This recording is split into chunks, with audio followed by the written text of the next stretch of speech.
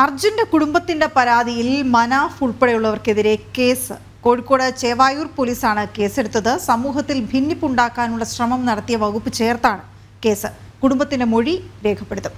Google ചേരുന്നുണ്ട് വിവരങ്ങളുമായി. Google, വളരെ ഗുരുതരമായൊരു വകുപ്പാണ് ചേർത്തിരിക്കുന്നത്. വിവരങ്ങൾ എന്താണ്?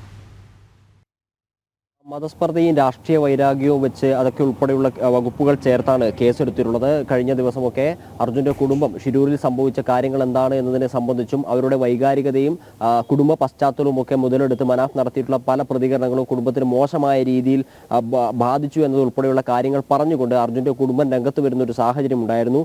അതിനെ തുടർന്നാണ് പല രീതിയിലുള്ള കമന്റുകളും സോഷ്യൽ മീഡിയയിൽ ഉൾപ്പെടെ നിറയുന്ന ഒരു സാഹചര്യം ഉണ്ടായത്. വളരെ മോശമായി അർജുന്റെ കുടുംബത്തെ ചിത്രീകരിക്കുന്ന രീതിയിലുള്ള കമന്റുകളാണ് പല സ്ഥലങ്ങളിലും ഉണ്ടായത്. അതിനിടയാക്കിയത് മനാഫ് യൂട്യൂബ് ചാനൽ വഴിയും ഷിരൂരിൽ പല മാധ്യമങ്ങൾക്കും നൽകിയ ഇടപെടൽ മൂലമാണ്. അതുകാരണമാണ് ഇത്തരത്തിലുള്ള ഒരു സാഹചര്യം തങ്ങളുടെ കുടുംബത്തിന് ഉണ്ടായത് എന്ന കാര്യമായിരുന്നു ഈ അർജുന്റെ കുടുംബം കഴിഞ്ഞ ദിവസം പറഞ്ഞുകൊണ്ട് സിറ്റി പോലീസ് കമ്മീഷണർക്ക് പരാതി നൽകിയത്. ആ പരാതി ചേവായൂർ പോലീസിന് കൈമാറുകയും അതിനെ തുടർന്നാണ് കഴിഞ്ഞ ദിവസം രാത്രിയോട് കൂടിയിട്ട് ഈ അർജുന്റെ കുടുംബത്തിന്റെ പരാതിയിൽ അർജുന്റെ സഹോദരിയായിട്ടുള്ള അഞ്ജുവാണ് പരാതി നൽകിയത്. ആ പരാതിയുടെ അടിസ്ഥാനത്തിലാണ് ഇപ്പോൾ കേസെടുത്തിട്ടുള്ളത്. മനാഫ് കുടുംബത്തിന്റെ സാഹചര്യം, കുടുംബത്തിന്റെ അന്തരീക്ഷം അല്ലെങ്കിൽ വൈകാരികത മുതലെടുത്തുകൊണ്ട് യൂട്യൂബ് ചാനലുകൾക്ക് നൽകിയ പ്രതികരണങ്ങളാണ് ഈ കുടുംബത്തിന് ഇത്തരത്തിലുള്ള ഒരു സൈബർ അറ്റാക്ക് ഉണ്ടാവാൻ ഇടയാക്കിയത് എന്ന കാര്യമായിരുന്നു പ്രധാനമായും ആ പരാതിയിൽ പറഞ്ഞിട്ടുള്ളത്.